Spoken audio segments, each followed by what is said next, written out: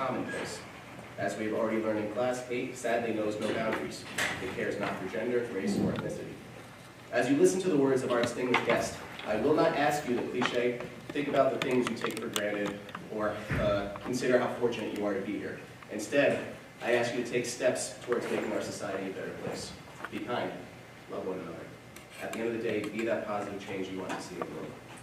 Without further ado, thank you, Mr. Sarkany.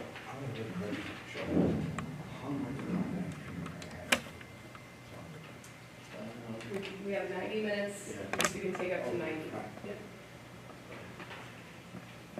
So good morning. A couple of quick things. I am only 39 years young. We got to do the arithmetic right. 1936 to 2024. That's 39. The story goes very quickly. When I was in graduate school, there was a sitcom I watched every week. The name is The Jack Benny Show. He was a brilliant Jewish comedian, as clean as a whistle. In one of the episodes, age came up. It came up that, I'm only 39. I said, that's a good number. So I haven't passed a day after 39. So any event, last Halloween I was 87. Young. Nobody's old. Getting old. I am married. My 54th wedding anniversary will be July 6th. And I'm married to the same lady. That's not an easy task. Marriage is a hard job. It's a job. It has some additional benefits. My wife and I have 2 grown children. Our daughter is a clinical psychologist, has a private practice. My son is a radiologist, working in a hospital attending direction. We have 5 grandchildren. The oldest one is in graduate school. 3 of them are in college. One is graduating in August. And we have one, the youngest one, just was celebrating her sweet 16th birthday. I have been giving talks to the, actually I have been here over the last 10 years. So, a lot of students came through in the same room, with the same smartboard. I'm giving talks anywhere from 65 to 80 a school year. Not only students, I go in public libraries, synagogues, churches. Actually, we'll be giving a keynote speech at the Capitol in May 3rd for Yom HaShoah, which is a commemoration of the Holocaust. So the next slide, go on. Next one, please. Little geography. When I went to high school, I had 3 years of geography. Nowadays, there's not much taught. Here is Europe. That tiny little thing over there, the red circle, is Hungary.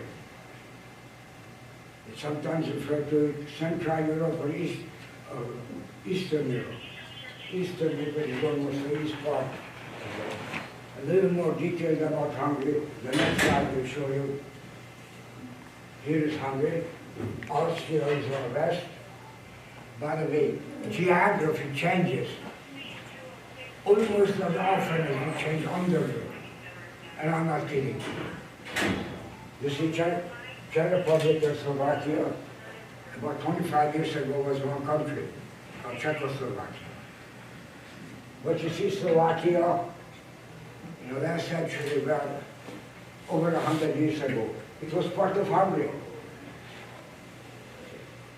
So we have Ukraine, a large portion of the Ukraine, which is Ukraine today, was also Hungary. When you go into the southeast, this is Romania today. This part, what you see here, it used to be called Transylvania. That was also Hungary. So geography changes, wars, political upheaval. The major change was when you are looking at the southwest. This part used to be called Yugoslavia. Yugoslavia had a communist dictator called Joseph Tito. After when he was deposed or what have you, it became 8 countries. Slovenia, Croatia, and Serbia is the closest one to Hungary. Other major geography, the Danube is the second largest river in Europe. It's coming from the Black Forest from Germany through Austria, wiggles through, comes into Hungary, takes a 90-degree turn, goes south, and eventually ends up in the Black Sea. Budapest is located maybe about 50 miles of that 90-degree turn. In the mid-1800s, there used to be 2 cities. On the west side of the river, the banks of the river Danube, was Buda, the east side was Pest. They eventually merged, created a capital city. So let us know the geography is concerned. The next slide is a very important slide for all of us. It is functional today and tomorrow and after tomorrow, forever going forward. It should have been functional in the past. You cannot be a bystander. Who's a bystander? The people who let other people trying to do things for you. Oh, I'm not interested. You have the obligation to speak up when something is bugging you. Very simple language. In today's world, we have difficulties. People talk and say nasty things which hurting you, and you need to prevent it. And the only way you can prevent it is you go to the authorities. Number one, you can go to your parents, to your teachers, in the school, or the clergy, whether you belong to church, synagogue, or mosque, or whatever, and talk, making it sure that corrective action taking place. Anti-Semitism today grows in leaps and bounds. People thought they have all the right to say all kinds of nasty things about anything. It's not only against the Jews. The same kind of issues existing against the Muslims. We cannot tolerate that. We are a better people than that. So you need to be an offstander. A poem written by a Lutheran minister in the early 1900s, which tells you very simple what is a bystander is. And he said, first they came to the communists, and I did not object because I wasn't a communist. Then they came for the socialists, and I did not object because I wasn't a socialist. Then they came for the labor leaders, and I did not object because I was not a labor leader. Then they came for the Jews, and I did not object because I wasn't a Jew. Read the last 2 lines. They came for me, and there was no one left to object. If you don't speak up, you're hurting yourself, your family, your neighborhood, your society. Don't be shy. It is your obligation to you and everyone else. The next slide is a very important slide. Elie Wiesel, who wrote the Book of Night, is basically his life story from about age 12 on. He was taken with his family away from home. I am not sure at the time the place where he was living was Hungary or Romania. But in any event, he went through concentration camps, death marches, and he survived, was able to come to the United States, and he devoted all his life for us to trying to eliminate hate, prejudice, which is all over. He wrote many books. He received the Nobel Peace Prize for all of his efforts. I had the privilege of meeting the gentleman in a special reception. He's a wonderful guy. In his book, there is a very important quotation which is relating you to me and I to you. It says, whoever listens to a witness, and I am the witness.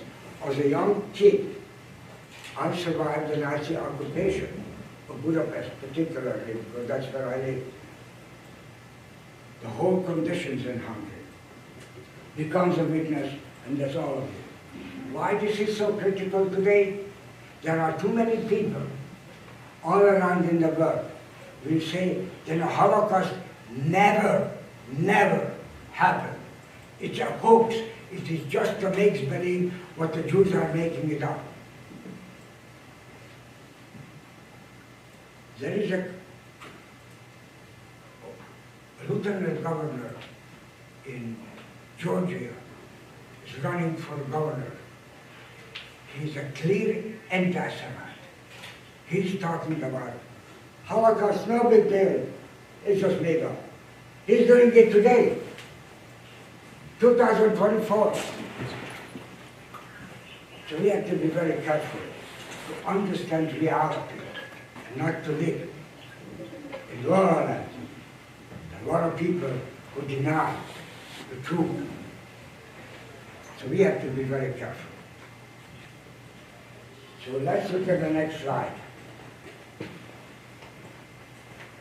Under Hitler's fascist Nazi government of Germany, there are over 6 million. I wrote them down the numbers, so when you see the numbers. 6 million Jews were slaughtered. Not killed. Killing is a nice word compared to being slaughtered. Besides the 6 million Jews, nobody really talks about it. And there are close to 6 million non-Jews who were killed by that. I was in Poland last year, visiting all the death camps, the remnants of the death camps, concentration camps. And certain barracks, we were walking, and our guide was telling you, here are pictures of people who were not Jews. They were killed by the Nazis. So we need to be aware of that. Jews have two sayings, never again refer to the Holocaust. When you hear it, you will hear somebody say never again. It practically always relates to the Holocaust. It never should have happened. It could have been prevented. Hitler had this idea of killing people because of his ideology. Never forget, it's very important. We must learn history, you like it or not. History will hopefully teach us not to do the things in the future which was bad in the past. And Winston Churchill, in one of his speeches, said that very clearly. Those that fail to learn from history are doomed to repeat it. And we thought, as the teacher said, and after 1945, when the Second World War was over, we will have peace and comfort. We never learned. Ever since then, there were all kinds of wars. And hundreds of thousands of people were victims of it. The next slide is only a fact. Adolf Hitler became Chancellor of January 30th of 1933 of Germany. He had an idea to purify not only Germany but the whole world from undesirable elements. He wanted to have a superior race, the Aryan nation. I call him racial purification. Besides the Jews who were a major target, he targeted the Slavic people, the black people, Jehovah's Witnesses, the handicapped, makes no difference what handicap, and the gypsies, and some other groups. So that's how the other 6 million comes about. He was a vicious man. He was a brutal dictator. The next slide will give you an idea of significance of this day. November 9, 1938. From 1933, when Hitler came to power, until 1938, there were already concentration camps were created all around in Europe. A large number of them in the area of Poland and the area of Belarus and the Ukraine. They were all part of the Soviet Union under Joseph Stalin. So we need to get the names and the places together. But in Germany, particularly, the Nazi fascist government of Germany organized programs. Small groups of people were sent all around in Germany to break into Jewish homes, loot them, take the Jews to the street, verbally, physically abuse them. Synagogues were burned down, Jewish institutions were destroyed, the prayer books were taken out of the synagogue and burned. A brutal day called the Kristallnacht, the night of the broken glass. Just a quick example. The Jews were taken out of their homes. See, our streets in Europe, before the war, it was all cobblestones. They made them to bring their toothbrush, get them nailed down, and clean with their toothbrush the cobblestones. And thousands of people lined up, watching and laughing and clapping and abusing the people. This is just one instance. The other instance, there is a movie, and you can see how the synagogue is burning down, and the firefighters were standing by and watching and enjoying the fire.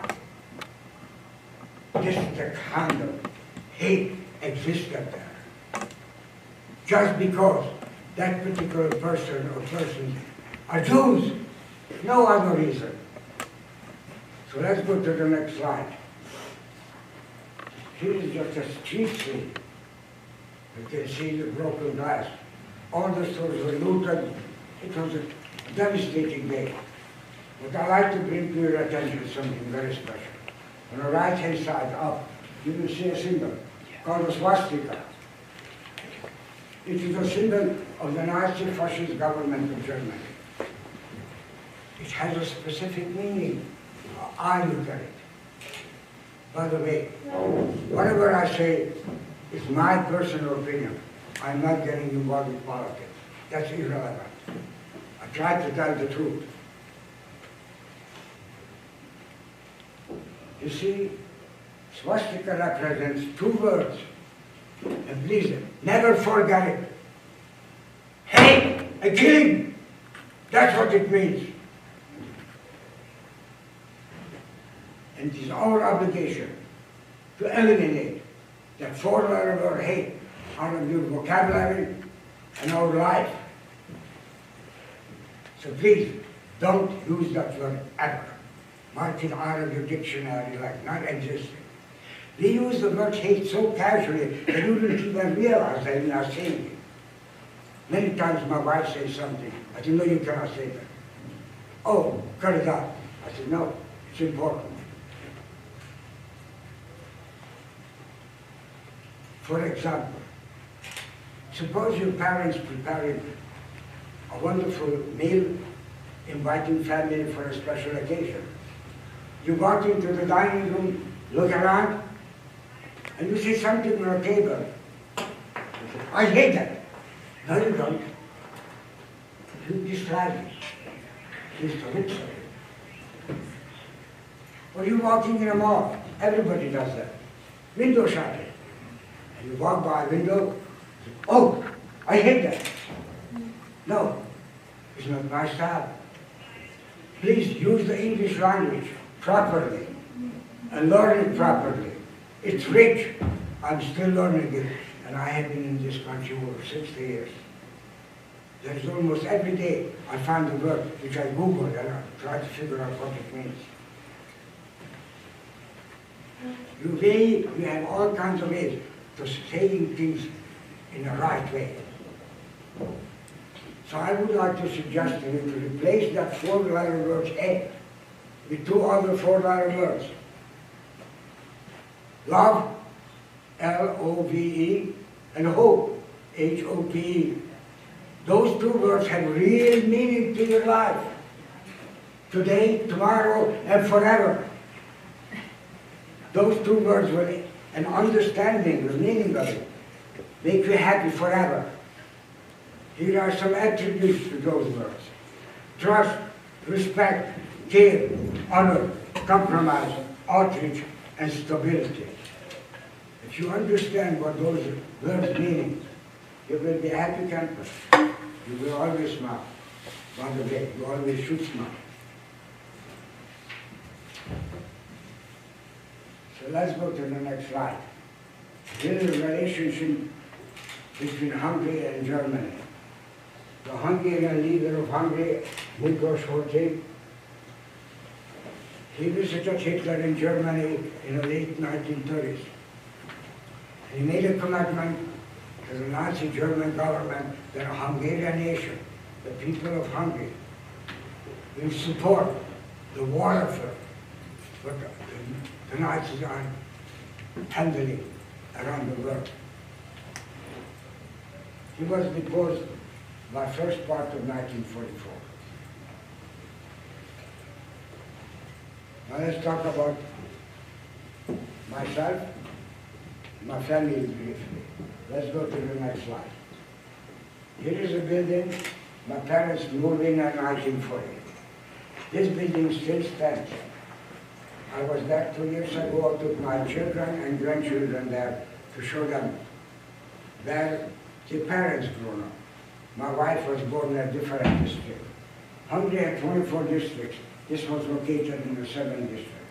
And because of the location of this building, that's the reason I'm here.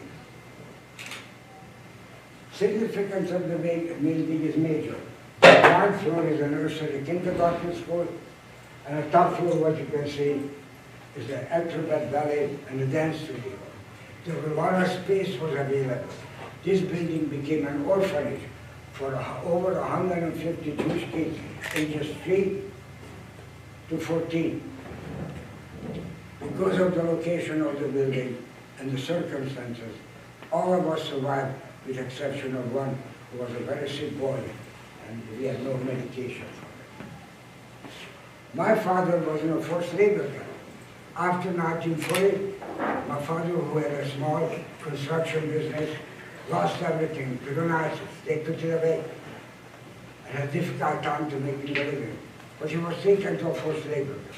What is a forced labor camp? It usually was a local thing within each country, each community. Jews were rounded up from their home and took it away and made them to do slave labor. And the excuse was that Hungary is part of the war, supporting Nazi Germany. So we need to provide them the support. They get 1 meal a day, extremely poor housing, verbal and physical abuse every day. It was hard labor, no pay. How do people get there? Just think about it. Some tub walking to your house and drag your father or your mother or both of them away. No legal papers or any legal activities. You're a Jew. You do what I tell you. This is the kind of environment existed in Hungary. A major activity took place when I went to first grade. In 1943, my mother enrolled me to first grade. Go to the next slide, please. Here is the building I went to school. It's still a school, just like in all the buildings. I showed you kindergarten, it's still a kindergarten. It was 2 blocks apart, the 2 schools. My mother enrolled me and took me to school for the first couple of weeks. And after she said, Andy, you can walk to school on your own. Boy, I was a happy camper. I was thrilled. My mother trusted me to walk 2 blocks on my own.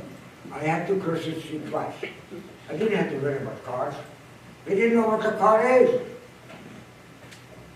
Every now and then you have seen a taxi, maybe a limousine type of thing. But nobody ever thought about cars. So after when I'm walking on my own to school, I noticed something awful. People were starting to call all kinds of nasty things. Oh, dirty Jew. The Jews are bad people. Causes all the trouble. Some even said, they should be killed. Guess what? I'm only 7. Go to first grade to learn to read and write and arithmetic. What did I do wrong? Some people spit on me, pushed me to the pavement. So after a few weeks it happened, I told my mother, I said, I cannot go to school anymore. She always asked about me, why I had bruises. I was afraid to tell her. But eventually I told all the story. It was difficult times. Why does this happen to a 7-year-old? I tell you why. Because I am a Jew. That was the only reason. This is what hatred caused. Difficult times. My mother trying to teach me at home, like homeschool. So my first grade education was maybe about 5-6 weeks. It was really devastating.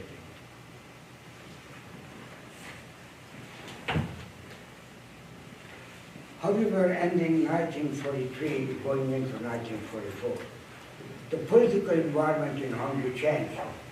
The Hungarian government felt that they made a mistake to align themselves with Nazi Germany. Was trying to figure out their commitment, reached out to the Western powers, the Allied nations, and also to the United States. German intelligence caught up very quickly on that. Miklos Horthy was deposed, puppet government was put in place. And on the next slide will show you that Hitler decided to go and occupy the country. The newspapers and the radio was continuously blaring, saying everybody should welcome the Germans. People lined up and was threatened and happily welcomed the Nazis, the fascist government of Germany's occupation. Budapest, on the pest side, which is the east side of the river Danube, there's a beautiful boulevard called the Ring Road. The reason is Ring Road is a semicircle from the north part of the river Danube to the south part. Beautiful wide boulevard. It is. Thousands of people lined up in the sidewalk, welcoming the Germans. My grandfather took me out to the Ring Road, which was only 3 blocks away from the house I showed it to. Before my father was taken permanently away to some concentration camps in the end of 1940, December 1943, he and my mother made an effort to find relatives outside of the 7th district where this building we live, and get them to move into our house. Because they felt that the building we live in is safer than anywhere else. There were over a dozen family members actually moved in. My grandfather was living with us, and he took me out to the Ring Road. And I have seen with my naked eye the Nazis march into Budapest in black boots, in goose steps, having the gun, using the Hitler slogan, Heil Hitler. And guess what? Everybody was wearing what? An armband with a swastika on it. What I told you it means hate and killing. That's what these people represented.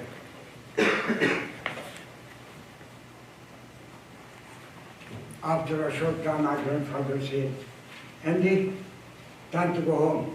And on the way home, which was 3 blocks, he told me that our life as Jews will permanently change. I had no idea what he said.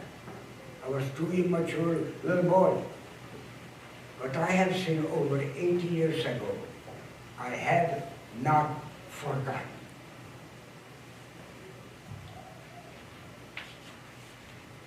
So let's freeze history in 1944.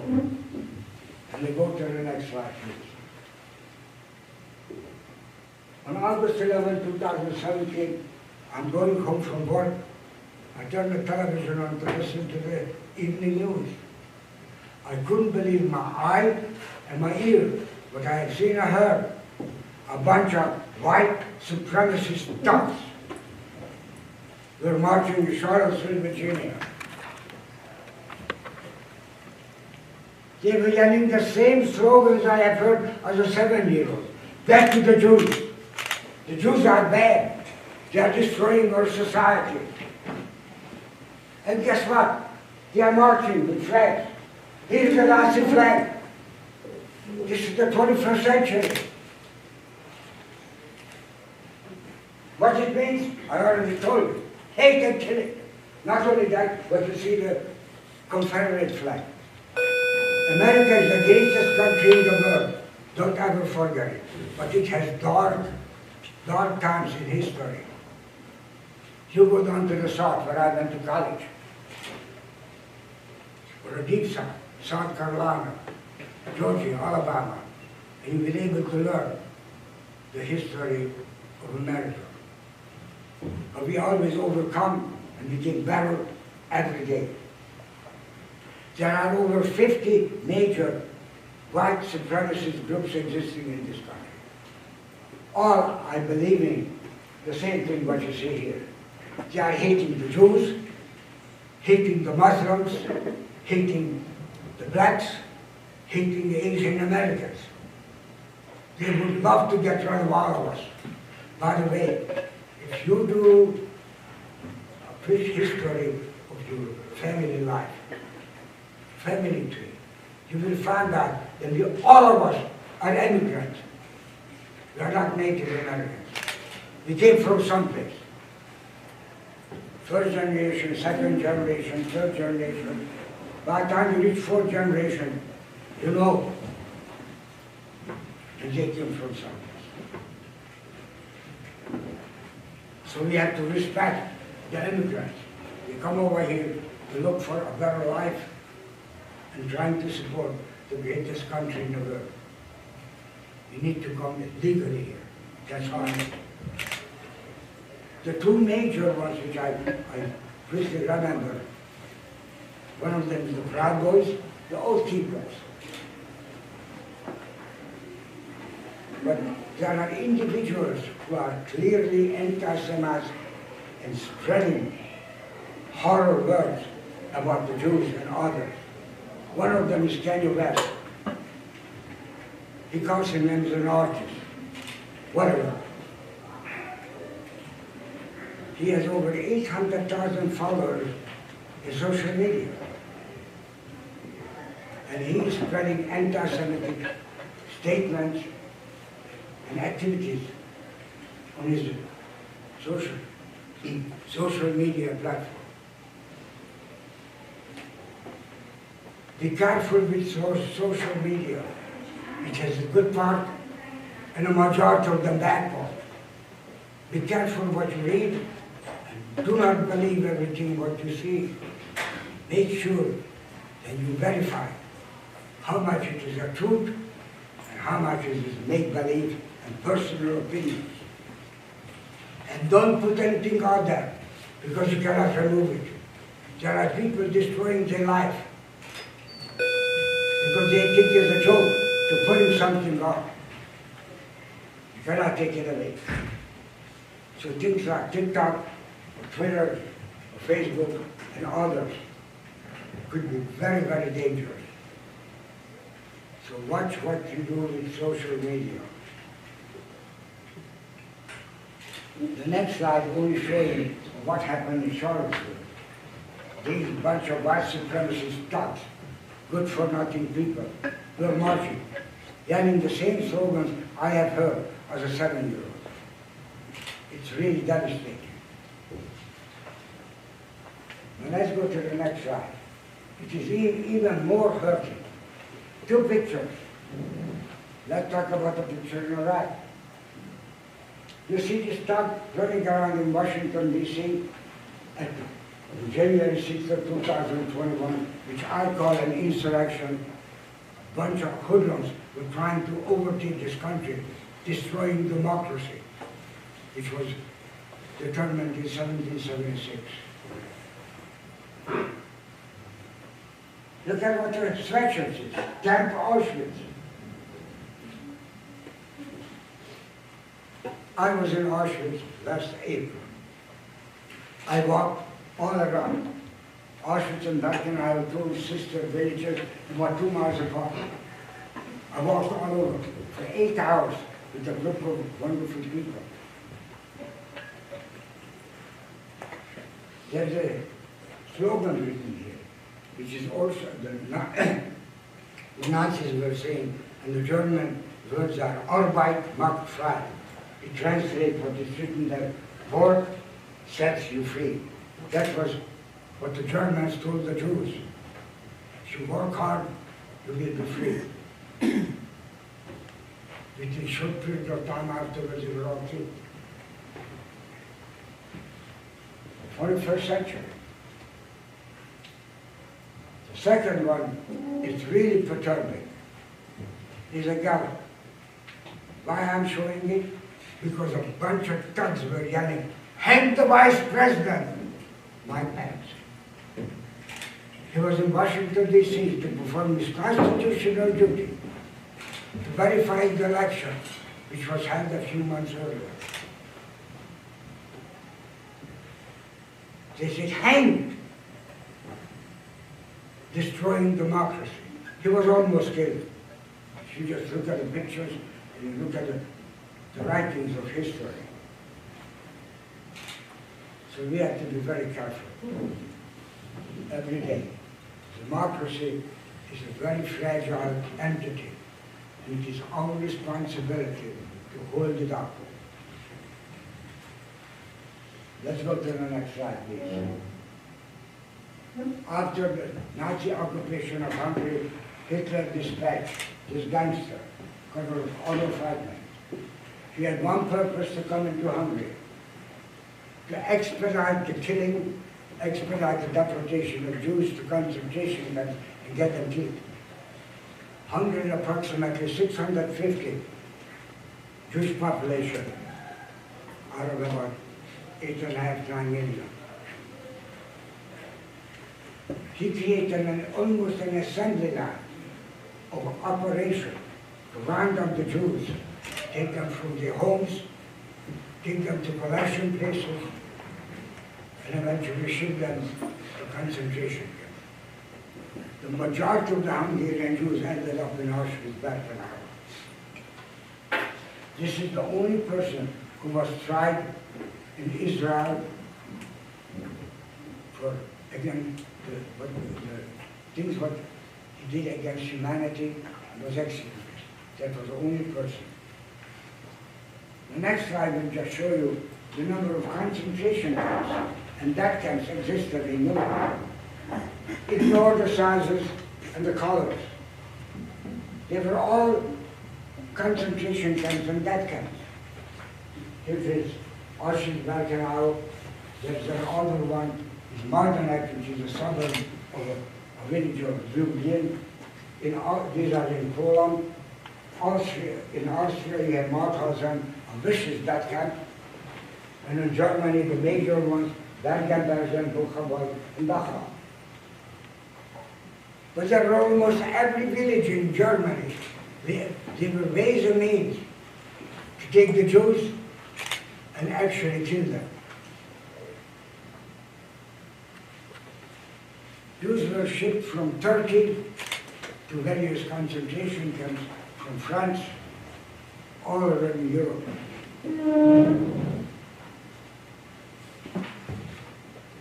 The next slide is something very personal to me. On the left-hand side, you will see a picture of my mother and father in 1940. This picture was taken in a village of Dunahara State, which is about 6 to 7 miles south of the city of Budapest on the east side of the river Danube. This is where my mother was born, and my mother got married. The significance of that little village, then beside the native tongue of Hungarian, almost everybody spoke a very distinct German dialect called Schwab. Swabia is actually located in the southwest corner of Germany. It was so distinct that many average Germans had difficulty understanding it. Dialects existing in every country. You are in the East Coast, but if you go down to the South, you have to learn a new set of vocabulary and a new set of way people talk to each other. Or you go to the Midwest. I lived in both. When I was going to graduate school in St. Louis, Missouri, they said, where are you from? And when I said them, I came from Budapest. Oh, no. Where are you from? I said, well, I went to school in the South, in East Tennessee. On the right-hand side, you see a picture when a bunch of people just arrived to a concentration camp. The far right, this gentleman is my father. I was able to get that picture as a coincidence. But I know that they just had arrived because they all wore civilian clothes. Because the transfer arrived into a concentration camp. They were almost immediately went through a selection process, stripped everything what they had, give them a striped uniform, and put them to work or kill them. So you can see it is full civilian clothes. I don't know exactly what camp it is. The next slide is important to me. Why? This particular cattle card is actually in display in Birkenau. I walked up to it and I touched it. I was crying like a little baby because knowing this cattle card, that hundreds of Jews were transferred to their death. See, on this transfer, the Jews were jammed in to this cattle car. I don't call it freight car. Some people refer to it freight car. By the way, the German businesses all use Jews as slave labor, exclusively.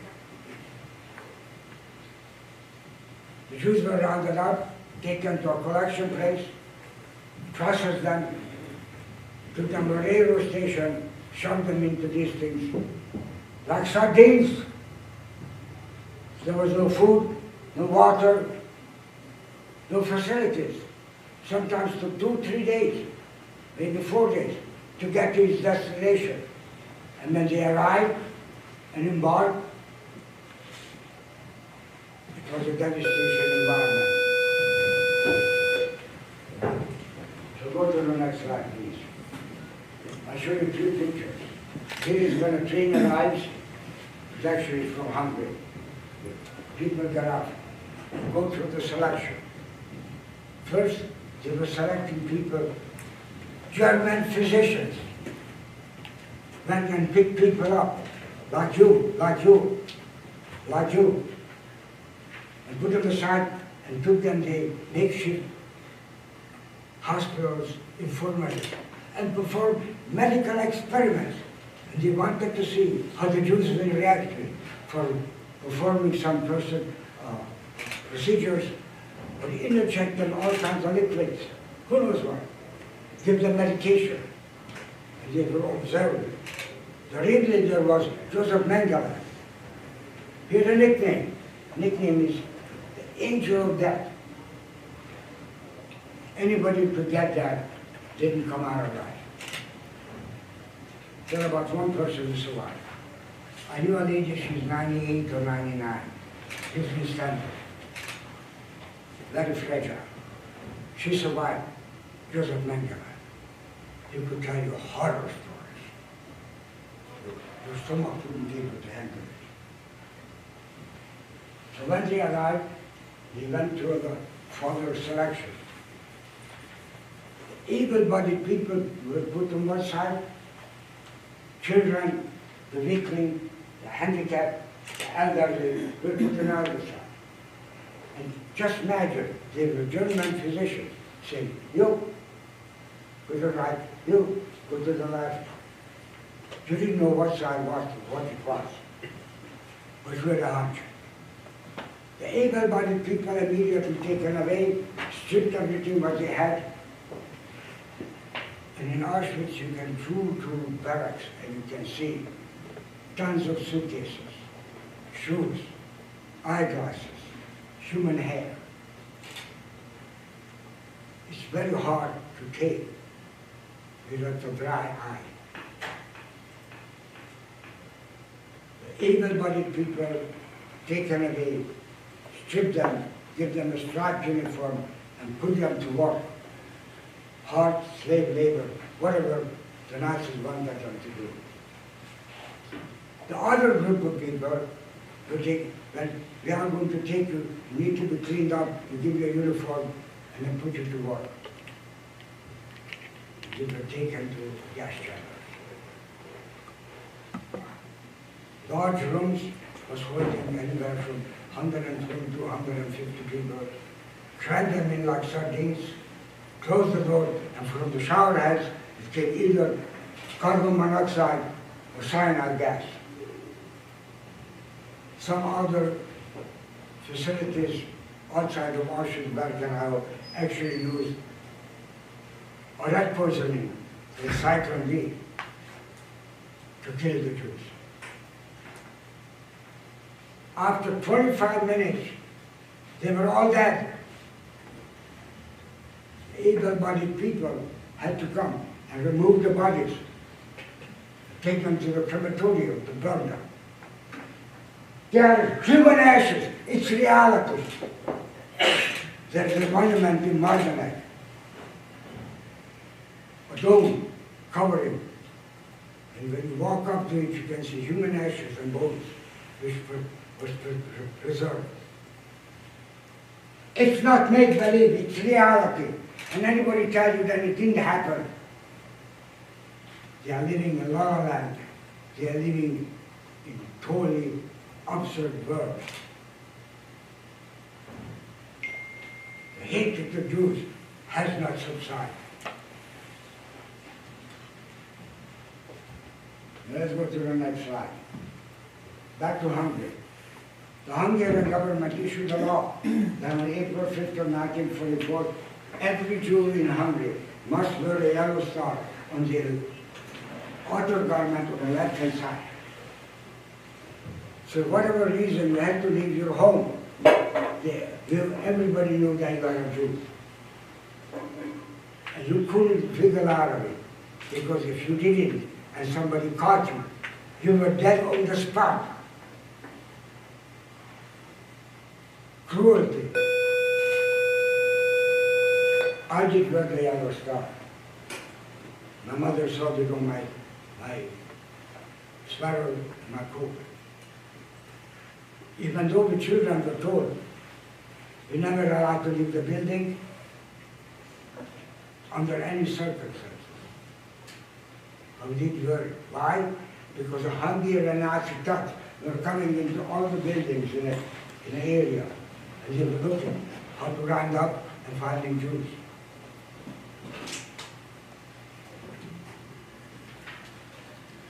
The only, next slide will show you the only bright moment in history. The Swedish government dispatched Lord Wallenberg to Hungary to protect Swedish properties. As a note, there are two countries during the Second World War were neutral, Switzerland and Sweden.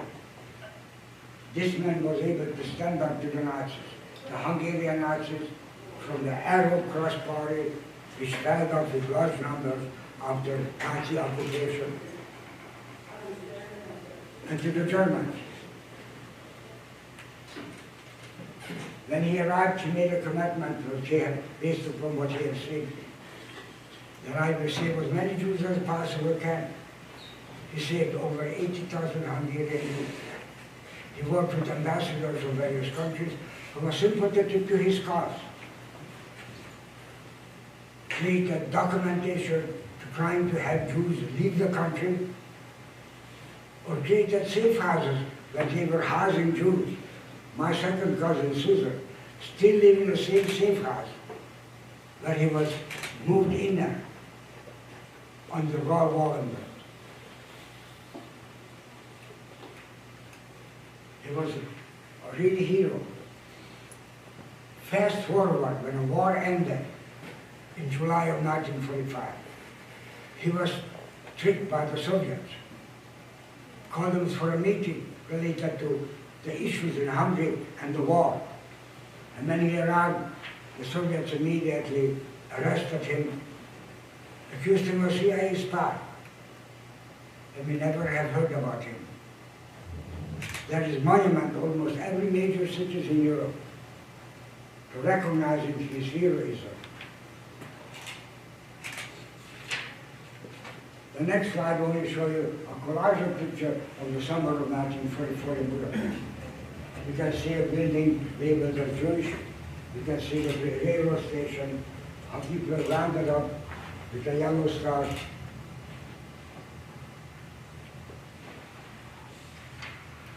The next slide provides additional restriction for the Jews of Budapest. The Hungarian government, particularly for the city of Budapest, created the Budapest Ghetto. The Budapest Ghetto is 74 acres in size. It's not very big. All the streets that you see here were blockaded by 7, 8-foot stone walls. In, no out. There were only 4 gates. The gates were guarded by Hungarian, German Nazis. There was no way in and out. I'd like to point out the two red circles. The red circle with the plus sign is the building I lived in. It turned out. Then the building was in the ghetto area. The other red circle, which has nothing in it, is the school I went to. Look at it, how close, 2 blocks. I will tell you a few stories about the ghetto. One of them, the first one I tell you, is related to me. The children were told very bluntly, not allowed to leave the building, you must wear the yellow star. And furthermore, we had to stay 24 hours a day, 7 days a week, in a dungeon area.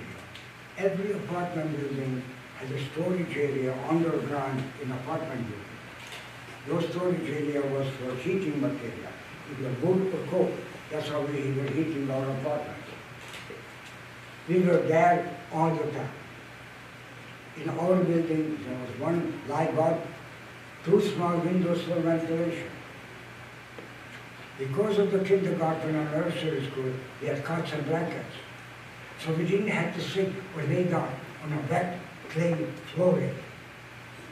If you had a chance to go and go up to Salem, Massachusetts, where a witch hunt took place, just look at those dark places. It just was like that. And we were told children, we must keep our mouth shut all the time. No talking, no talking.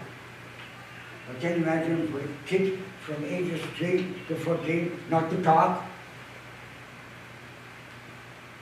It was a very hard time for kids. You get 1 meal a day.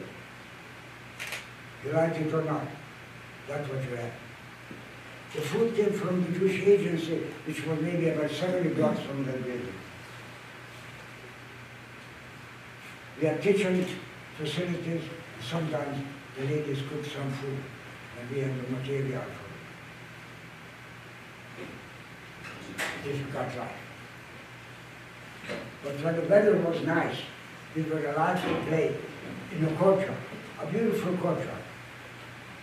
So one day, it could have been end of September or early October, we were allowed to play under strict supervision. And we were running around, and I tripped, and I hit my head, and it started to bleed badly. And my mother, Clara, panicked. So what am I going to do? My kindergarten teacher, Rose, said, I'll take care of Andy. She immediately took my coat, removed the yellow star, and then she told me, you hold my hand, you look down, and you walk with me. Not a word I ever remarked at any time. They were trying to patch up my bleeding head with first aid. So we left the building, and I was petrified, practically hysterical, because I didn't wear a yellow star, and I left the building. And Rosa was walking with me to the nearest gate. And then we arrived at the gate. The Hungarian Nazi guard yelled at her, show me your ID. So she does. Pause. And he said to her, well, you are not a Jew. The law states that every Jew, every non-Jew must move out of the ghetto, and only the Jews should be living there. So then we will have an easy time to rounding them up and take them to collection place and ship them to concentration camps. But Rosa was a very calm teacher. And she said to him, she said, I have lost my husband a few years back. I had no place to go. So I stayed in my one-room apartment.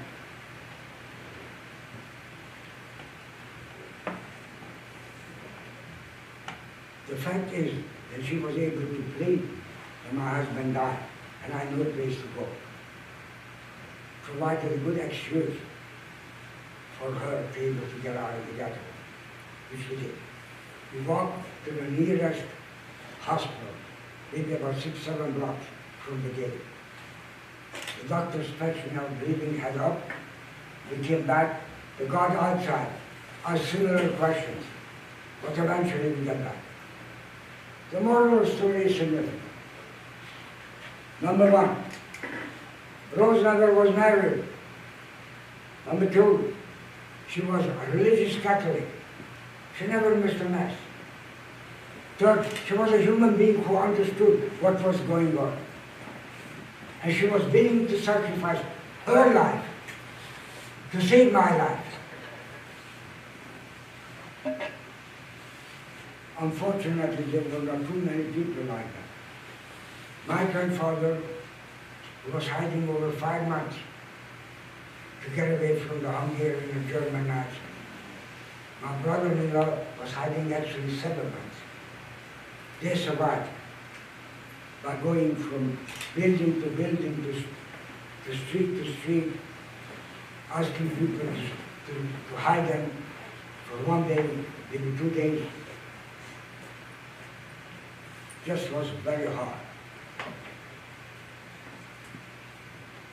The second story is related to my grandmother from the village and the people who lived in a building.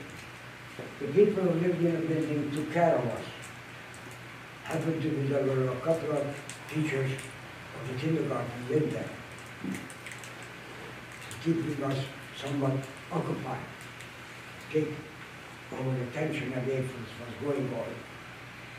Aeroplanes were flying over all the time, day and night. The noise was unbearable. Gunshots were heard all the time. So which is we never could really sleep. Besides, it was going into late fall and winter. It was cold. It could have been early November. These thugs came in the early morning and rounded up all the audience. However, because we children were told to keep our mouth shut and no talking, no noise, they didn't realize that in the dungeon area there are over 150 kids are hiding, so-called hiding. They rounded up the audience and took them away. And when they arrived to a collection place, they were standing in line. They knew exactly what's going to happen. They go through a process, take them to a railroad station, and ship them to a concentration camp. may or may not survive. Now my grandmother from the village recognized a Nazi as his God. And she dashed up to him and started to speak in that very strange German Holocaust. And as his God was stunned, couldn't believe his eyes and ears. What are you doing here? That's only for the Jews. He didn't even question about being Jewish because the dialogue was such. They carried the conversation. My grandmother had a presence. She said, "Well, I cannot go home alone because my sisters and my cousins in line." So the SS got paused and said, "Take your family and go home. That's only for the Jews." They came back to the building. Obviously, my grandmother didn't have cousins and sisters. They were all the people who were taken away from the building. So because of her strength, saved everybody. We had radio, but the wavelengths were continuously jammed. You couldn't really hear news. You could get maybe a music. It was very devastating. I sneaked up to the dungeon area at night, and I had seen the searchlights looking for airplanes. Nazi thugs, Hungarians and Germans came in the building regularly, rounded up the adults. I sneaked up, and I had seen them. The adults were facing the wall with hands up, like that, looking at my mother there, my grandmother, my kindergarten teacher, was petrified. Those sights is hard to forget. Things were just unbearable. However, as we were moving toward December, things slowly but surely slowed down. And how we were reaching close to the beginning of December, things were not as bad as weeks before. Well, one day in early part of December, the Hungarian Nazi thugs came in the late afternoon, rounded up the adults, took them to a different collection place. And when they arrived, everybody knew what was going to happen. And the children in our house were petrified. What are we going to do? Holy behold, the last speaker comes on and says, "We cannot process anybody anymore. It's too dark. Who's not precious, go home. We get you tomorrow." Happened to be the people who were taken away from our building came late. So they all came home. Of course, we were thrilled, and they are home. Of course, tomorrow came. But the Hungarian Nazi thugs didn't come back. And how we moved through Christmas and New Year to January, things were very calm. And we knew the war had to come to an end. But we didn't know when and what are the circumstances.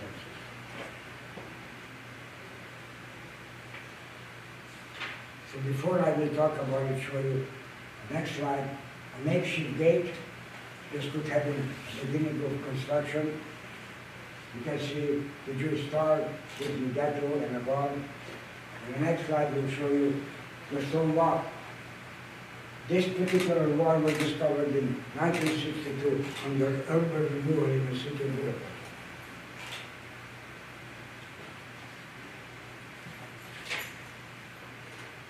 On return in January 1945,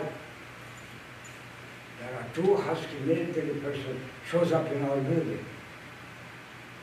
And in body language, they were telling us that the Budapest ghetto is liberated. They were Soviet troops. Hungary was liberated by the Soviet military by end of February of 1945. So of course everybody was thrilled. Well, what are we going to do? How we are going to manage? What's going on? We didn't know what the outside was. My grandmother from the village said to my mother and my aunt, "I will take the boys to the village. Hopefully they will be able to survive there and flourish." But before that, she said, I walk back and see if my home and my business is still existing. She walked about for 7 miles, and when we arrived, a friendly neighbor of hers had noticed her, run out of her house, hugged her, kissed her, and said, thanks God, you survived. Survived the Holocaust. They carried a wonderful conversation. The friendly neighbor invited her to sit down. Really a guest. But she was telling a horrifying story. My other neighbor, my grandmother, was a Hungarian Nazi.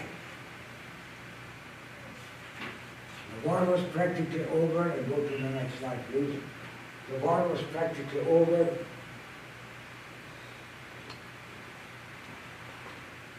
That Nazi noticed that the dog came around. See, the dog was coming around regularly during the days and weeks, looking for food and human beings. Couldn't find it. The friendly neighbor fed the dog every time when she noticed the dog came around. That friendly neighbor was a farmer's wife, a very good friend of my grandmother. And in the story goes, Nazi went back to Israel. House, got his gun, came up, and killed the dog. And the friendly neighbor yelled at him, what did you do that for? And he said, and I'll paraphrase what they were talking about, it belonged to a Jew, it must die. This is what hatred causes. Killing. So be aware of it. What did the dog do to anybody? It was a gentle animal. My cousin Tom, on our right, and myself, we played with the dog all the time when we visited grandma. It was a gentle animal. But this is the kind of attitude and people have, particularly against the Jews. My grandmother walked back and took my cousin coming on to the village. And the next slide show you my second great picture. This way. Priests and nuns who were our teachers. The Catholic Church building survived the war as well as it could be. We kids played gently and getting along. Everybody knew I am a Jew, my cousin Tom is a Jew, and there were about a dozen of us. But we had no problem of playing around. So therefore I would like to tell you, no bullying allowed at any time, at any place. You must respect each other, able to listen to each other's eyes, have a decent conversation, and be careful with the words what you say. Couple examples. My best friend in college was the center of the basketball. He was 6'8". Was a big guy. Look at it, I was 5'10" at the time. I looked like a midget next to him. You don't call him a giraffe, and you don't call me as a midget. These are derogatory words. There was a young lady whom I dated in my junior year. She was on the front side. You don't call her fat. Be careful with the words, because words can hurt you permanently. I can come and hit you with my fist, you recover 2 or 3 weeks. But if I use some nasty words, you may not recover. So be careful. Vocabulary and the knowledge of English is important. My mother was coming and visiting us all the time. At the end of June of 1945, she came and said, Andy, I'll take you home. You need to help me. Remember, I was 7½. I will teach you how to cook and clean, because I had to go to work able to make some kind of money to provide for me and for my grandparents who lived with us, my father's parents. silent hope. What happened with that? No words. So how we turned in the beginning of July, the same kindergarten teacher who saved my life was screaming top of her lungs, my mother's name. Hey, Clara, Clara, Clara. So my mother and I dashed to the corridor on the top floor. And then she said, your husband, Steve, is home. It didn't register. But when it did, I moved from the top floor to the ground floor faster than any rocket ever could move. There was a man standing there. I hugged him, I kissed him. I was just bawling. I couldn't even practically see. I took 3 steps back to see who the man is. I did not recognize my own father. He had weighed at 70 pounds, skin and bone. He was liberated by the American military from the death camp called Mauthausen. They nourished him back well enough to be able to come back. Just a comparison of 70 pounds to me. Right now I weigh 130 pounds. Just think about somebody who is 60 pounds lighter than I am. It's a devastating sight. It's a miracle he survived. He never talked about it. Holocaust survivors don't talk about the horrors they lived through. They don't want to relive it. What was going on? It took my mother over a year to nourish him back to some reality, to real life. During that time, my father was walking from one room to the next room, back and forth, crying, screaming. My mother said, and leave that alone. He is reliving the horror he went through for days and weeks of the liberation. What happened in the country? The political environment was very fluid. They never could establish a stable government. And unfortunately, by late 1948, 49, the Socialist Party took power. And between a year later, the Communist Party won election and then became the government body. I went to high school from 1951 to 55. But before I talk to you about that, when my mother came and picked me up from the village and took me back home, she taught me how to be a responsible adult. So she taught me how to cook or clean. To be able to clean, I just give you a little flavor. You needed hot water. I had to go to the dungeon area where wood was stored. I had to bring up the wood to the top floor, chop it up with the axe, build a fire in the wood stove to hot water. When you had hot water, you had to put it in a bucket, nail down on the floor, use a brush and soap and clean. The convenience is what we have today. It's unbelievable. Or cooking food, same process.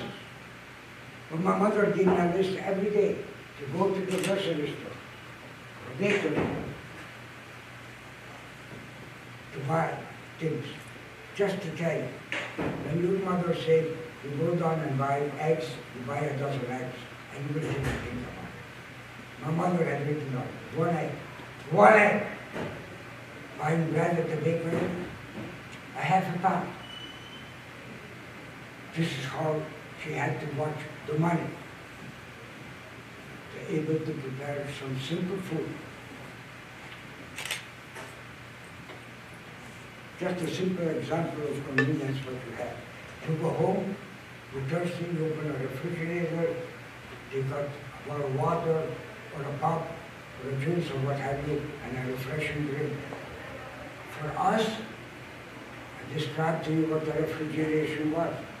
It was called the ice box. 2 words, ice box. It was a box which had 4 legs. Had 2 compartments. One was written ice, the other one was for food. Every day I had to go down from the top floor when the vendor came in and yelled ice to buy a piece of ice.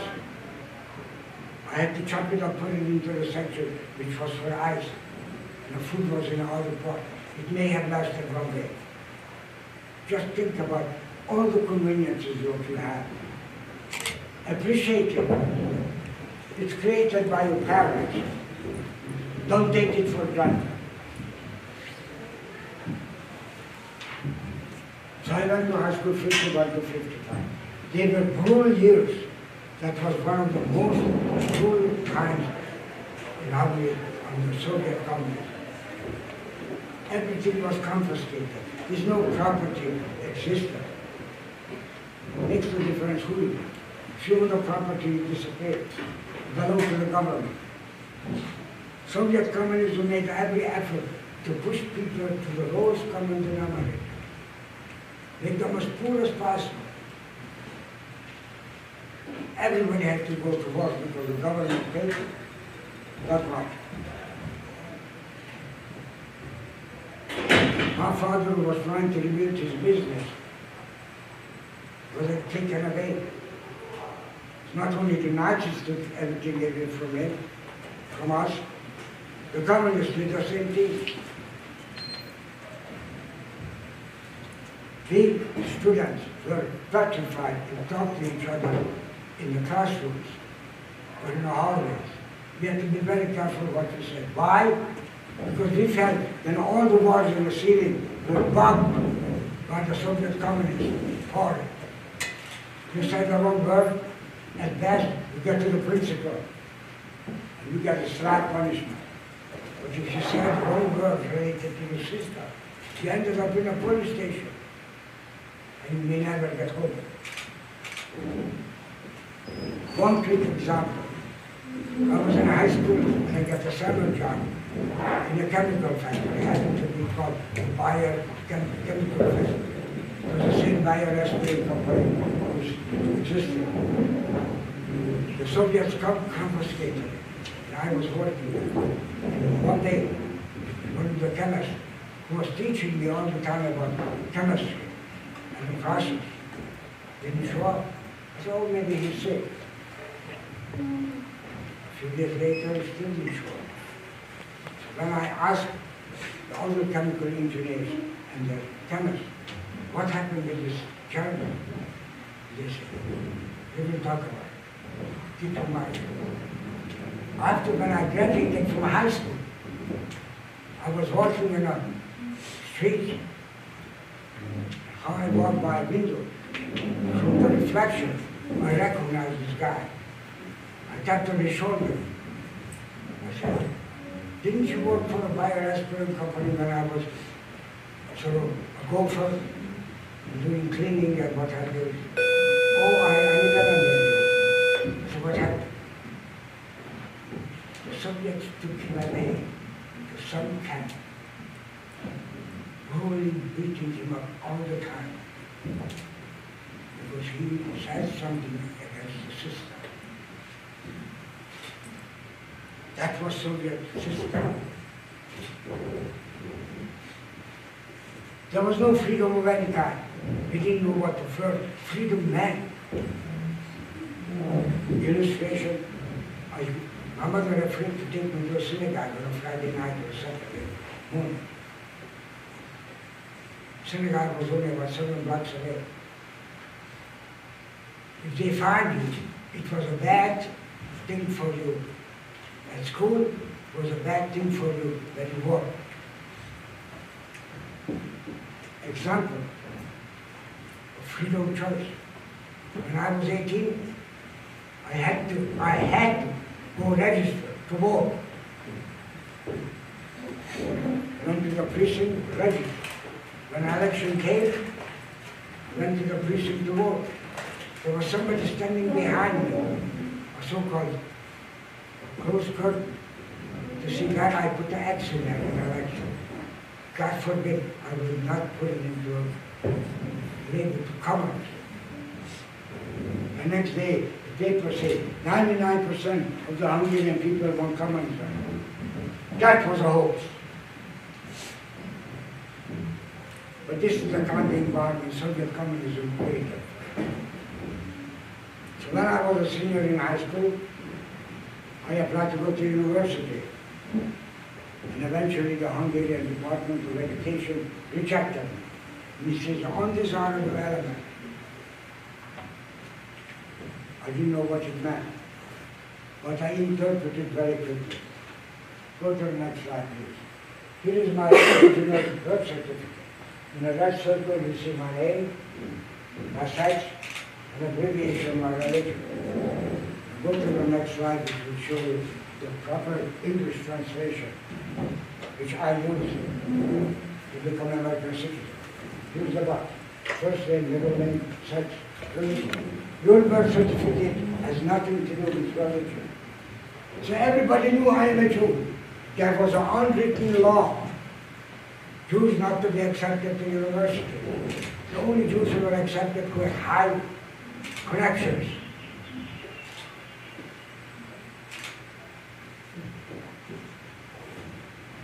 Second, my father used to run a business which was confiscated by the Soviets. He was accused of capitalism. See, capitalism and Soviet communism is about 180 degrees apart.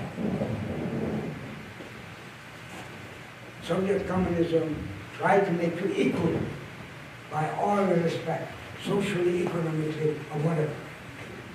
Push you down to the lowest common denominator, I said it. Try to starve you to death. That's what's going on today. Under Vladimir Putin, the thug is a killing machine. Innocent people every day in Ukraine. I'm not particularly fond of the Ukraine because the Ukrainian was as bad as the Nazi Germans to killing the Jews. But I root for them to win the war because I don't want to have that kind of a system around any place, at any time. The brutality and killing. What is capitalism? Capitalism is the seed of success of this country. Competition, challenges, ingenuity, continuous creativity, the desire to do better. That's what America stands for. And because of that, we are the greatest country in the world. And thirdly, we were very poor. So there was no influence where I could go to university. I went to trade school for 1 year. But the conditions around me deteriorated very badly. And the Soviet communist young lady, don't look at me much, was very simple. Try to ease up the conditions. And because of that, the Hungarian intellectuals, academia, the so-called unofficial politicians, they were working on underground for years, trying to overturn Soviet communism. Were able to breathe a little bit and organize the march, a demonstration, which took place in October 23rd of 1956. That was a critical part of my life. I was almost 20 years old. We gathered together tens of thousands of people in a large area, listened to speeches, what the Hungarian wants for the future. And the leaders after declared, we go to the radio station to read a proclamation, what Hungary wants for the future. And we started to march in another street, and I happened to be one in the front line. We arrived at the radio station, there were 2 guards at the building. By the way, Hungary, the whole country had 2 radio stations. Here, every town has a radio station. When people wanted to get in, the 2 guards didn't let anybody in. The leaders wanted to read the proclamation. And they used their guns to shoot bullets in the air, to disperse the crowd. Nobody left. That started the Hungarian Revolution, a historical event in European history. It lasted 8 days. On my birthday, my 20th birthday, the 31st of October, I was able to walk out of the building where I lived in and breathe the first time free air. I really felt free. I said, oh my God, I can go to university, I can be an architect, that's what I wanted, and build the future. During the revolution time, there are over 50,000 Hungarians died in the fighting. It's like an internal civil war.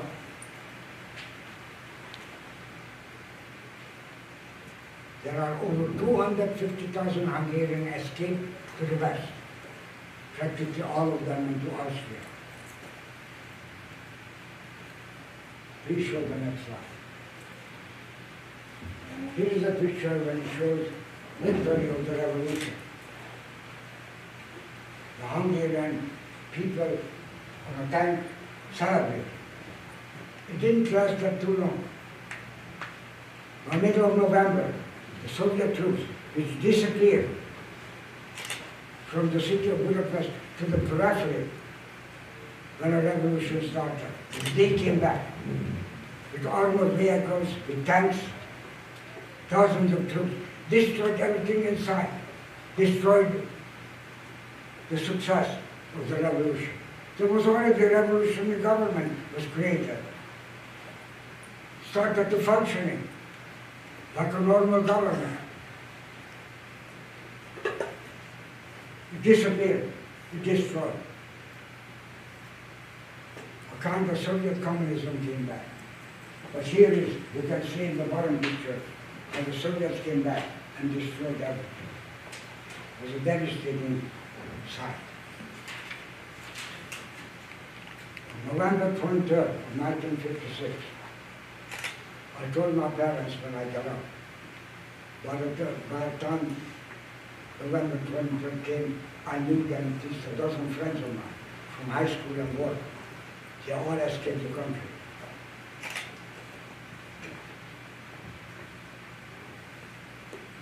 I am going to leave the country, and I'm willing to risk my life to go to freedom. Because what we had done, I said, we survived the Nazis. We survived Soviet communism up to now. I cannot face my life. I kissed them goodbye, and I said, there is one day we are going to meet again. And I escaped. Went from Budapest to Vienna, which is about 160, 107 miles. It took me about 3-4 weeks to get there. When I arrived, I found a shelter and decided to go to the American Embassy.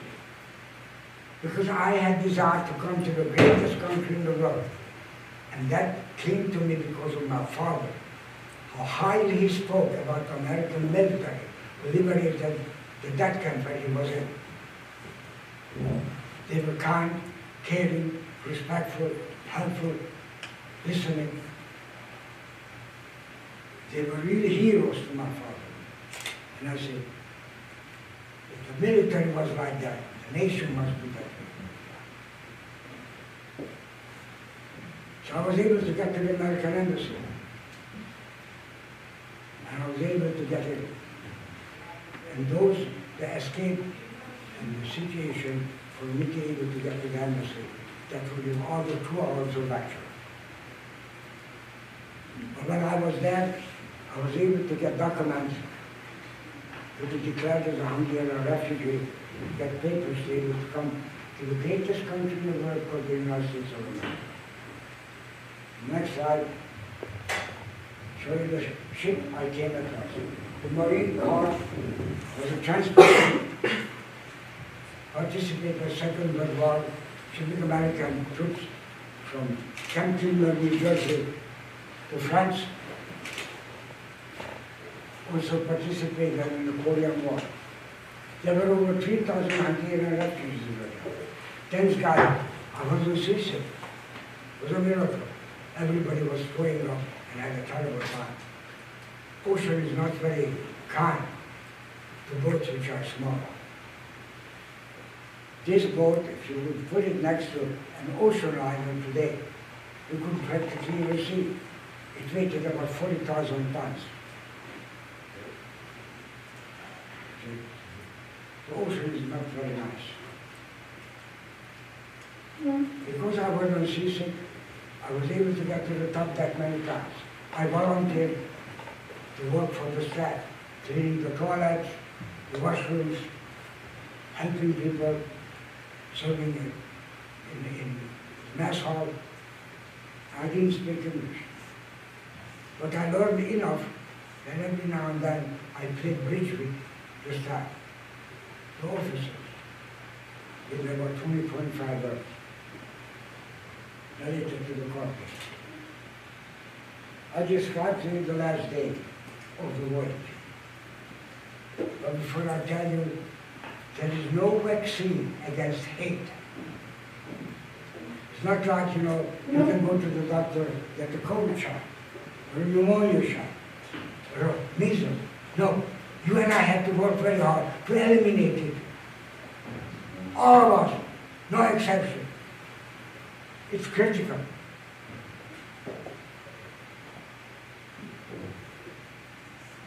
So on the last day, which is the 18th day of our voyage, I'm in a top deck, and I'm looking, smelling the wonderful salty air, seeing some boats going east or west. I recognize something very special. Go to the next slide, please.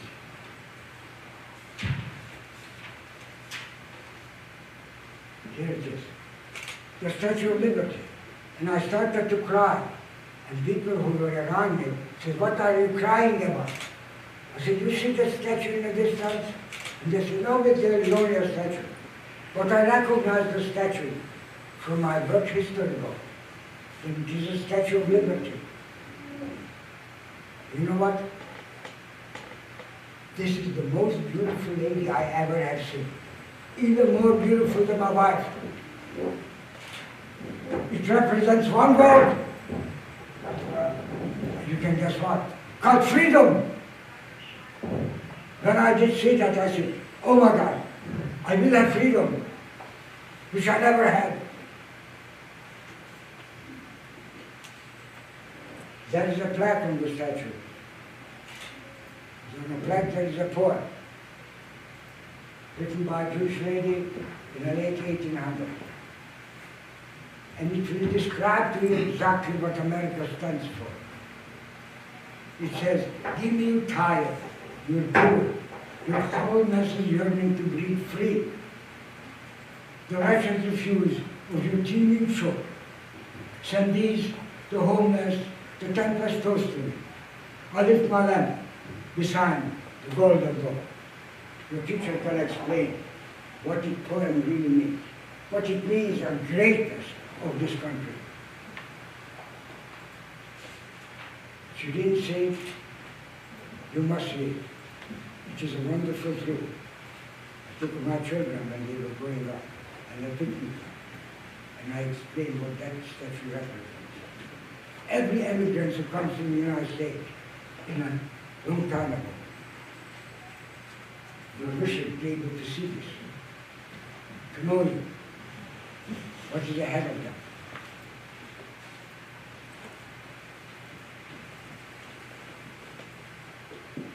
Go to the next slide, please.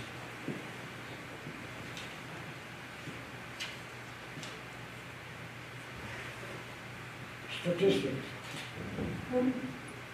It's not currently updated. Anti-Semitism in this country growing leaps and bounds.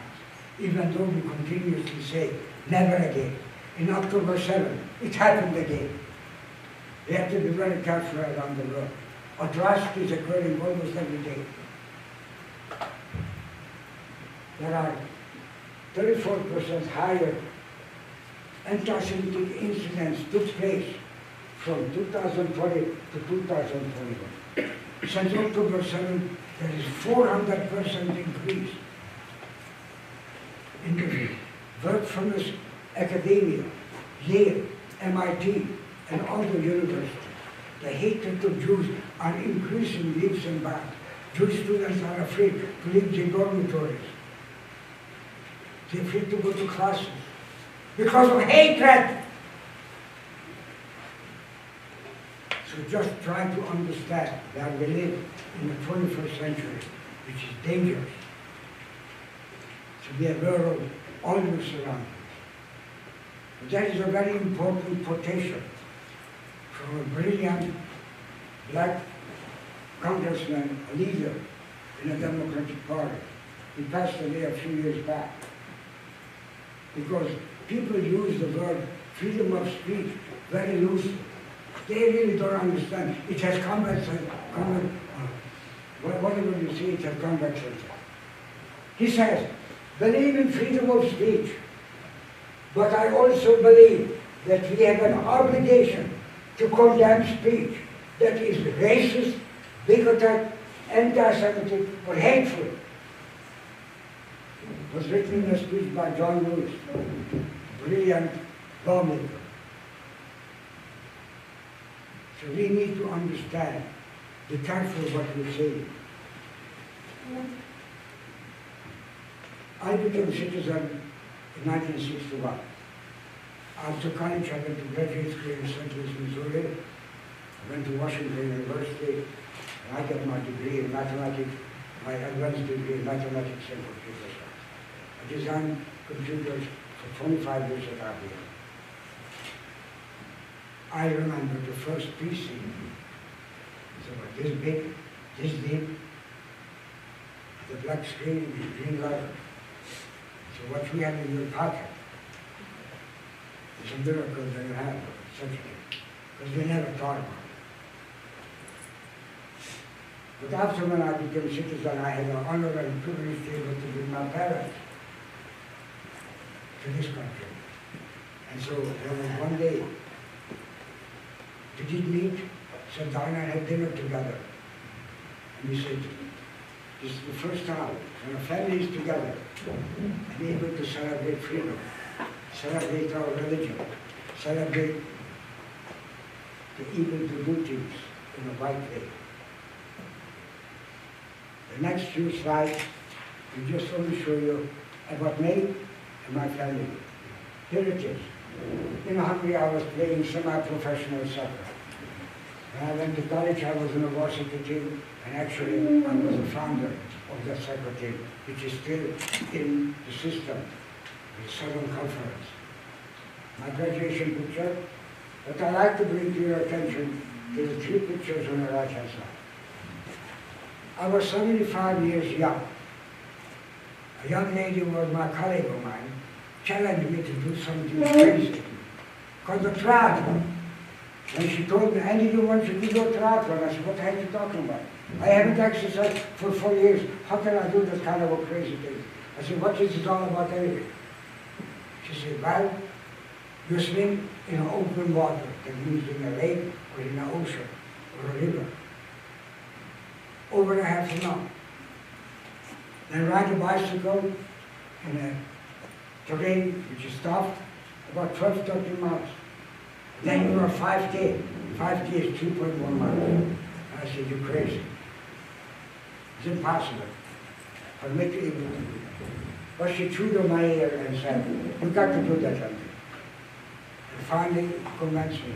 I signed up, cost me $100 registration fee. I said, I lost more than $100.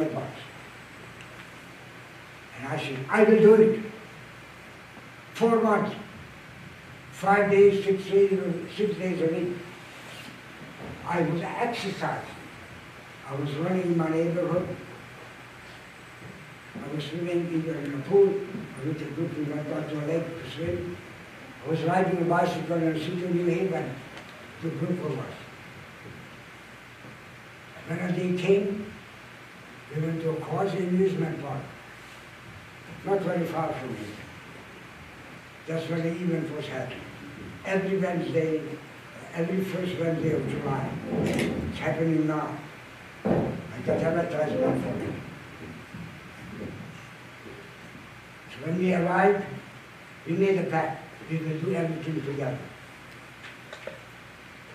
And then I couldn't believe my eyes when we pulled up the parking area. There were over 400 people participating. The youngest one was 13. It turned out I was the oldest one. And when I whistled blown to go into the lake, I was in the last group. When I went into the water, I was swimming free. I couldn't swim freestyle. I was swimming breaststroke. But here I am. I'm coming back after swimming over half an hour. And I dashed to the area to pick up my bike. And designated time, I got on my bike and ride it for 12.5 miles. I thought I never would make some videos. It was like that. But I did. Here I am, coming back, putting the bike back in its place. And I said, I haven't made it. And each time I said, God, please me help me to first leg. And then I said, God, please help me to get to the second leg. But when it came to running, I said, I can walk. But I said, I determined I will do my very best. Going on, we were going downhill on the course. But when we turned around, when we went downhill, coming home, it was uphill. The last 500 yards of cruciating. But I get there, and here I am, coming to the finish line. I got 10 minutes off because I was the last group of swimmers. So I did the course under 2 hours and 10 minutes. Why I'm telling you this story? The reason that you can do anything, you put your mind to it. There is nothing impossible. The future is yours. You need to work hard, smart, and learn.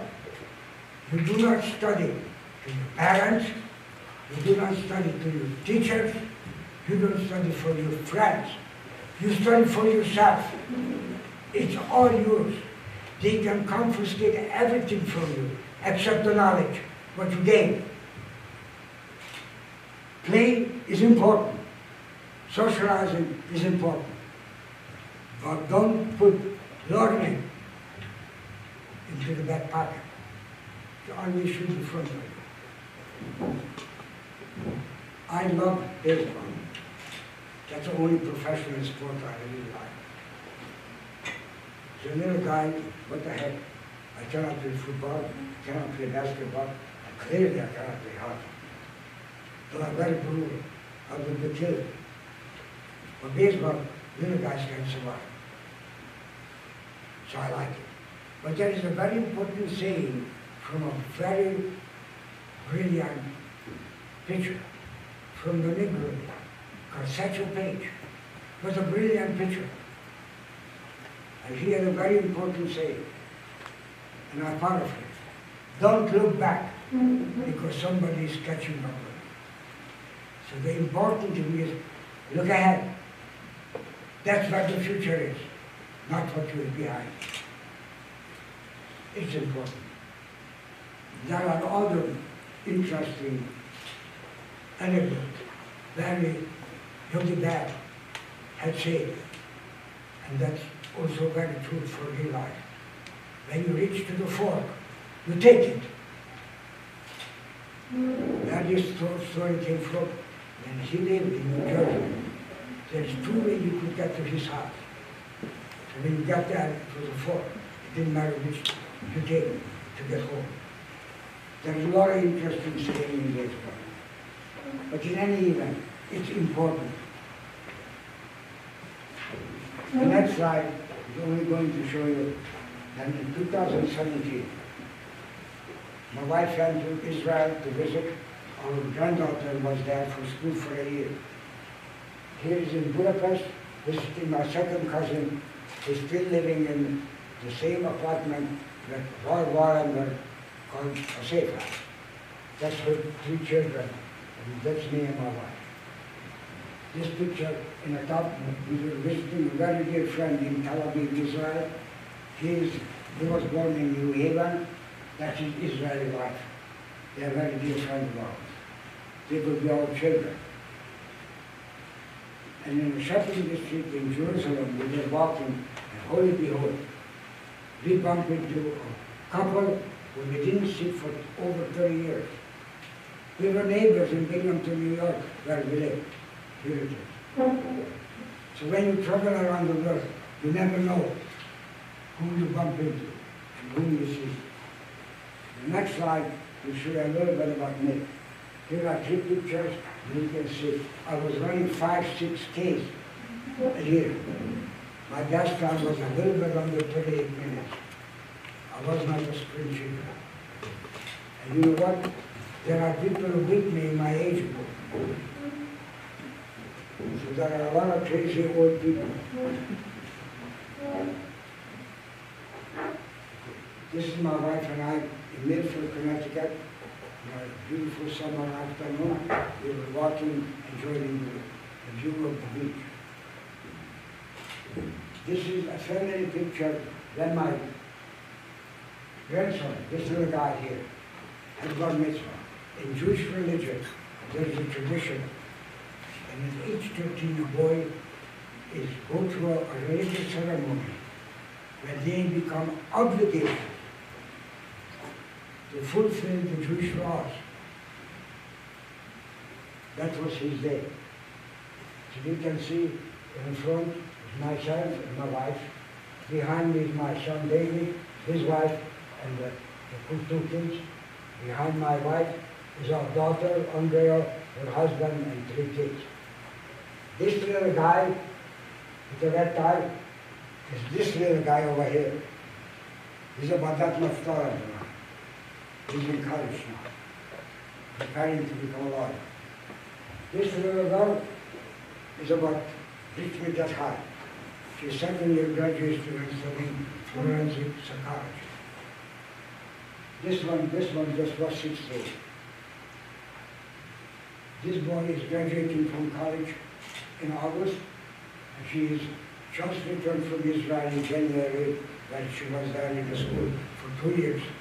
He's in college right now. So before I will talk to you about the last slide, I'd just like to tell you a couple of quick stories. One of them about a British gentleman. His name is Nicholas Lincoln. There is a beautiful documentary about him. He was invited by a very dear friend of his to Prague, Czechoslovakia. Go on vacation, skiing. That was in the late 1940s, 1943, 44. When he arrived, he recognized what the Nazis are doing there. And he told his friend, I cannot go on vacation with you. I have hired authoritarian instinct. I want to save the Jews of Prague. And he determined trying to find homes for Jewish children in England. He managed to even to find homes for 684 Jewish children and get them out of Czechoslovakia to England. When he was 100 years old, it was a big celebration. There is a beautiful large auditorium where people get together and were celebrating his birthday and his achievements of saving that many Jewish lives. In the middle of the program, the master of ceremony said, before we go on, I'd like to ask everybody who was saved by Nikki, please stand up. Every seat became empty. Everybody in the hall stood up. And he only saved 684 kids. But these kids got married, and they had children. And the children got married, and had children. In Jewish life is something very important. Every life is critical. Makes no difference the circumstances. Must be saved. That creating a beautiful world. His documentary is wonderful. Another quick story is coming from East Tennessee. Teachers were getting together and trying to figure out how to teach about the Holocaust the best way to students. And they came up with a theory, trying to represent what 6 million is. They went back to the schools, and actually with the older classmates of the students, like juniors, seniors in high school, they decided to have a project. It's called the Paper Clips. It's all a beautiful documentary. They said we are going to collect 6 million paper clips. Reached out to our friends, acquaintances, asked everybody to send them paper, and created a beautiful monument in a small little town in East Tennessee. It's a Holocaust memorial. They were able to get a camel car shipped from Germany, which was used to shipping Jews to there, which is on display there. And they collected more than 6 million people. The documentary is short, the book is very easy to read. Practically written in an elementary school. And other quick stories, there was a very famous optical company in Germany called the Leica. That was the best optical lenses and cameras were ever made at that time. It's still competing today. The owners were not Jewish, and they only had Jewish salespeople, and they gave them one-way plane ticket to get out of Germany to save their lives. And the last story I will tell you about a bicycle rider. There was a brilliant bicycle rider of Italy. His name is Gino Bartali.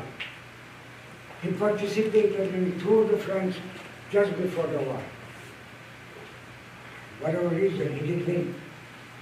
When he came back to Italy, he realized what Mussolini is doing and what happened with the Jewish Italians. And he said, I'm trying to save Jewish lives. And he worked with his priest and his community. And nobody would dare to crush him when he was riding his bicycle. He was internationally known cyclist. And on his bicycle he was carrying falsified documents to protect Jewish lives. After the war, he decided to again train and become a cyclist, participating in a Tour de France again. And guess what? He did win bookends for the war. He's a hero. There is monument for him. There are stories of people trying to save Jewish lives. The next slide, when I received the certificate of appreciation, what I do as a volunteering and talking and giving a synopsis of my life, interjecting with history. So now I wish you all well, the rest of the school year, which is almost over, a good summer, a lot of learning, lots of reading. The more you read, the better off you are. It doesn't matter what, just read. You learn the language, you learn history, you learn real life. So I wish you a good luck. Thank you.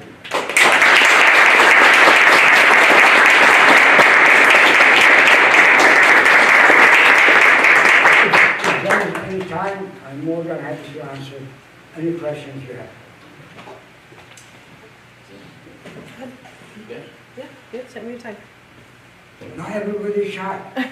Told you not to be shy. The very beginning. Important thing is for you to be able to play too. Have fun. Don't be serious about it. But be careful with the screen time. I highly advise you to use it as little as you can. I use a computer for only for business, for sending quick messages, text messages. See, I exercise 5 days, 4 or 5 days a week. I go to the gym. I cannot do triathlons or running 5 days. My body just doesn't allow me any competition. But I spin twice a week, I do yoga once a week, and I do cardio twice a week, if I can. It's, you know, your body slows down, you like it or not. But exercise helps you sharpen your mind. And have moral values. Appreciate religion, whatever it is. Because I believe there is somebody upstairs looking after us. Life is beautiful. If you haven't seen that movie, go on Netflix or whatever, take it out, watch it, because that movie will tell you how a parent cared for his child. The lead actor received an Oscar many, many years ago. But my motto is, your life is beautiful, till you keep smiling. No frying face. The smile is much easier. It's more pleasant. Look like not very. It's hard work to do that. And also remember, no matter how bad things are, try to find a bright spot in it, something good, and try to cherish it. I published many papers, and some of my papers are published during my academic and professional career. Was negative, but that negative is really positive, because I'm telling other people not to do the same stupid thing, which I did. I had an idea, I tried to develop it, it didn't work. So trying to pave the way for yourself, for your friends, and move forward. And don't be shy. Speak your mind. Select your vocabulary. No questions? See, I know it happens every time.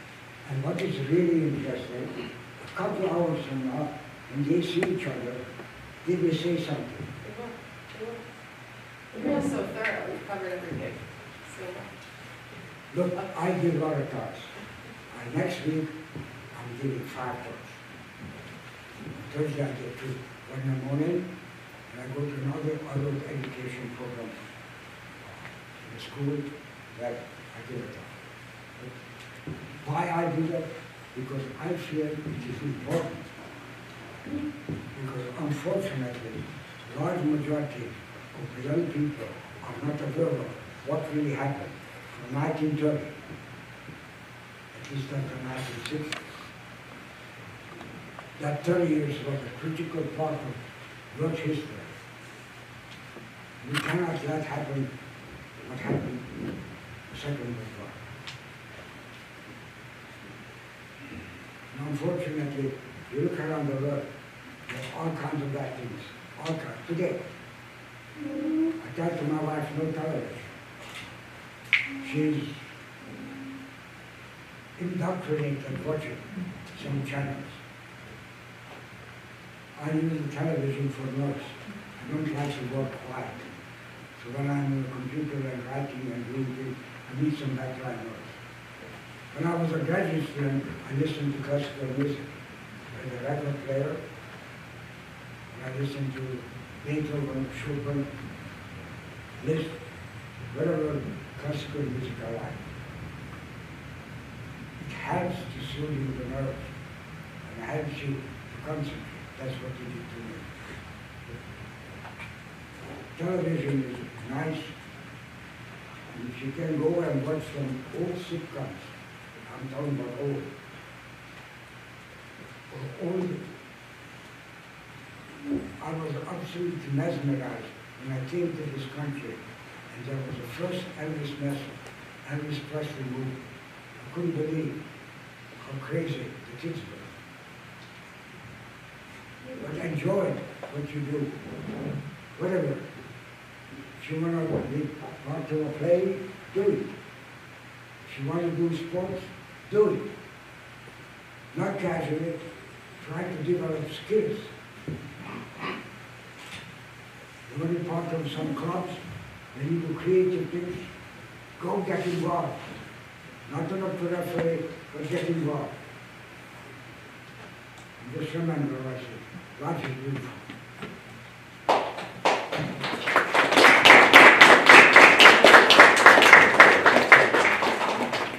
All right, guys. So if you are with me, obviously you're hanging around. Okay, those of you that are moving back to 3 o'clock, you're going to go back to your respective classrooms.